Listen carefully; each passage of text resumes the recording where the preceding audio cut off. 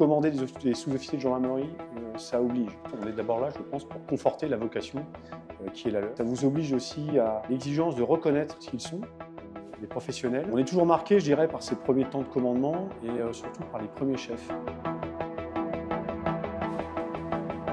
Alors, mon général, vous venez de prendre vos fonctions au sein de l'Académie militaire de la Gendarmerie nationale, ex-EOGN, et d'ailleurs vous êtes le premier commandant de l'Académie militaire de la Gendarmerie nationale. Alors du coup, EOGN, AMGN, c'est quoi la différence majeure? C'est quoi l'évolution? Le changement d'appellation, le fait que l'école des officiers de la Gendarmerie nationale soit devenue l'Académie militaire de la Gendarmerie nationale, consacre tout simplement les nombreuses évolutions que l'ancienne école a connues depuis 30 et presque maintenant 40 ans. Alors, en tant que chef de la formation des futurs cadres de la gendarmerie, pouvez-vous nous dire en quelques mots quelles sont vos exigences vis-à-vis des élèves, mais aussi vis-à-vis des cadres qui forment ces élèves? Alors, l'exigence vis-à-vis des élèves, on est d'abord là, je pense, pour conforter la vocation qui est la leur, conforter leur vocation de devenir officier de gendarmerie, les rendre plus robustes et leur donner les moyens et les armes d'être en capacité d'exercer les responsabilités de commandement qui leur sont très rapidement confiées. Pour les cadres, ce que j'attends évidemment des cadres, c'est évidemment de l'exemplarité et de la pédagogie. Du coup, la gendarmerie nationale a fait le choix de diversifier ses voies d'accès au corps des officiers. Pourquoi autant de recrutements différents? Tout simplement pour permettre à la gendarmerie, à l'institution, d'être en capacité de répondre pleinement aux défis qui se posent à elle, dans un contexte de plus en plus dur, avec des menaces polymorphes et plurifactorielles. Cette pluralité des recrutements doit aussi permettre de répondre à une exigence technique plus forte qu'avant, avec notamment des enjeux, je pense au cyber, je pense également à la menace terroriste, aux diverses menaces qui s'imposent à l'État, à la France et à la gendarmerie. Alors, la scolarité à l'AMGN, elle passe par une formation initiale militaire qui est quand même assez exigeante, rythmée par des déplacements plutôt longs, par des conditions de vie assez rustiques. Pourquoi ça, en fait? En fait, ce qui me paraît être essentiel, c'est de conforter véritablement le socle militaire initial. Mhm. Ce que je vous précisais tout à l'heure, il s'agit là de conforter la vocation des jeunes qui font le choix d'entrer dans nos rangs Mhm. et leur permettre aussi de disposer, à travers effectivement un enseignement, les quelques premiers mois de formation qualifiable de rustique, de les rendre plus robustes, de leur permettre aussi de se connaître mieux eux-mêmes, de connaître par exemple leur capacité de résistance à la fatigue, à une certaine forme de manque de sommeil, ce qui constitue, et pour la suite des missions qui leur sont confiées, quelque chose qui me paraît essentiel. Alors, ces dernières années aussi, les mises en situation, les cas concrets, les stages, les détachements en unité, par exemple pendant les JO, se sont énormément développés à l'Académie militaire de la Gendarmerie nationale pour former au mieux les futurs chefs. En quoi, pour vous, c'est important, toutes ces mises en situation? Toutes ces mises en situation doivent leur permettre, outre ce socle militaire initial, leur permettre d'être le mieux armés possible face aux différentes missions, aux différents contextes auxquels ils seront confrontés.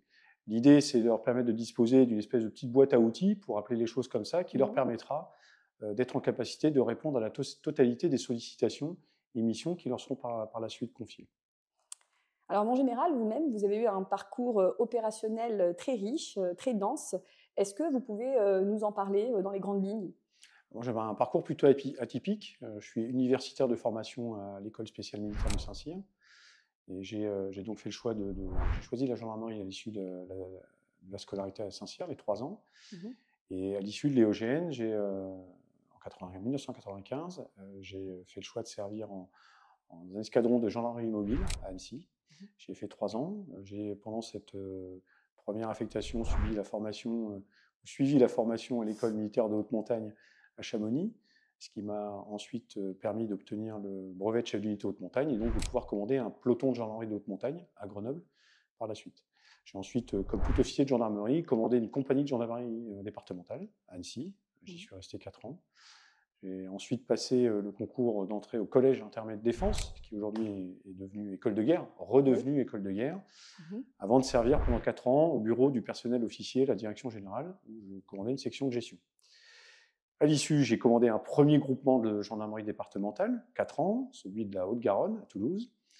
et ensuite pour servir à Marseille en qualité de conseiller gendarmerie du préfet de police des Bouches-du-Rhône. À l'issue de cette affectation, j'ai ensuite servi en Franche-Comté, où j'ai été commandant second de l'ancienne formation administrative 25, avant la réorganisation. Et un dernier groupement m'a par la suite été commandé, un nouveau groupement, celui du Pas-de-Calais, à Arras, où j'ai là aussi fait 4 ans. Voilà. C'est à l'issue de cette dernière affectation que j'ai eu l'honneur d'être affecté ici à l'Académie militaire de la Gendarmerie nationale. Alors, sur les différentes expériences de commandement que vous avez eues, parce que vous en avez eu beaucoup, quelle est finalement celle qui vous a le plus marqué, celle qui, selon vous, vous a forgé en tant qu'officier de gendarmerie? On est toujours marqué, je dirais, par ces premiers temps de commandement et surtout par les premiers chefs qui vont vous commander. C'est ceux-là, d'une certaine manière, qui impriment peut-être la marque initiale et c'est peut-être finalement celle-là dont vous vous souvenez le plus. Après, chaque affectation, chaque commandement, à titre personnel, m'a rapporté quelque chose de particulier, quelque chose de nouveau. Donc, je ne suis pas animé de la volonté, d'une certaine manière, d'opposer les affectations les unes aux autres, ou d'en préférer, d'une certaine manière, une aux autres. C'est vraiment l'ensemble du parcours d'un officier, et je pense que de manière générale, et l'expérience que ces affectations lui permettent d'acquérir, qui fait ce qu'il devient en fin de carrière. Moi, je suis plutôt maintenant en fin de carrière, j'ai bientôt 55 ans, j'ai plus de carrière derrière moi que devant moi.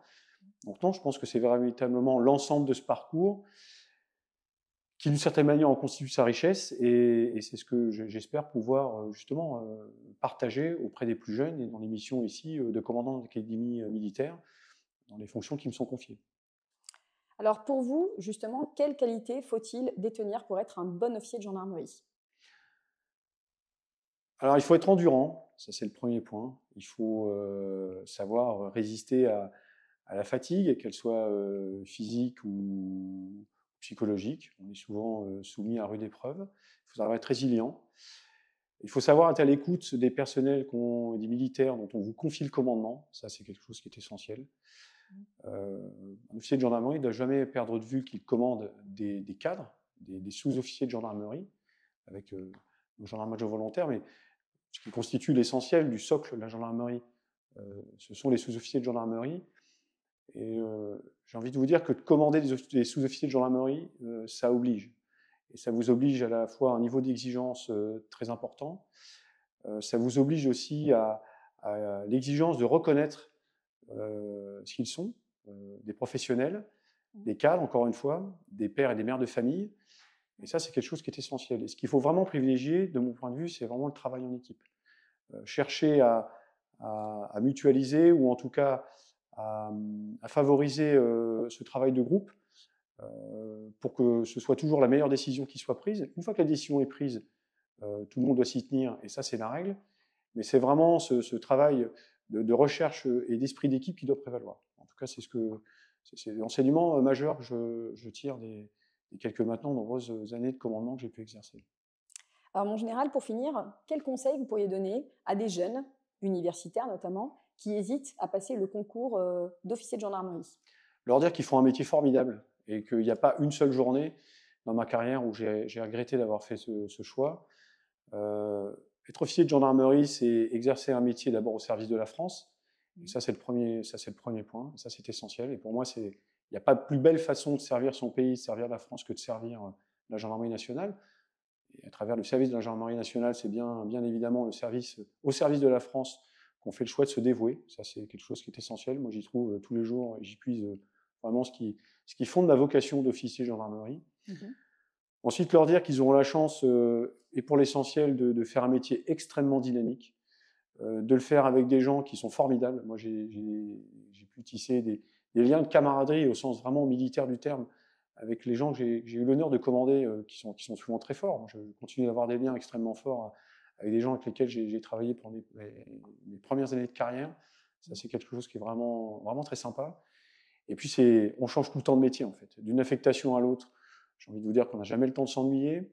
Moi, j'ai fait du maintien de l'ordre, j'ai fait du secours en montagne, j'ai fait de la sécurité publique générale, j'ai travaillé en état-major, j'ai commandé de grosses structures, j'ai fait de la lutte contre l'immigration irrégulière et clandestine dans le Pas-de-Calais, j'ai servi aux côtés du corps préfectoral, ce qui est aussi extrêmement enrichissant. Et c'est vraiment la pluralité de ces missions, la pluralité de ces affectations, amplifiée par la qualité des gens avec lesquels, les militaires avec lesquels on va travailler, la qualité des militaires qu'on va commander, qui fait objectivement le charme de ce métier. Enfin, il n'y a vraiment pas une seule journée, encore une fois, où j'ai regretté d'avoir un jour fait le choix de devenir officier et ensuite de servir la gendarmerie. Merci beaucoup, mon général.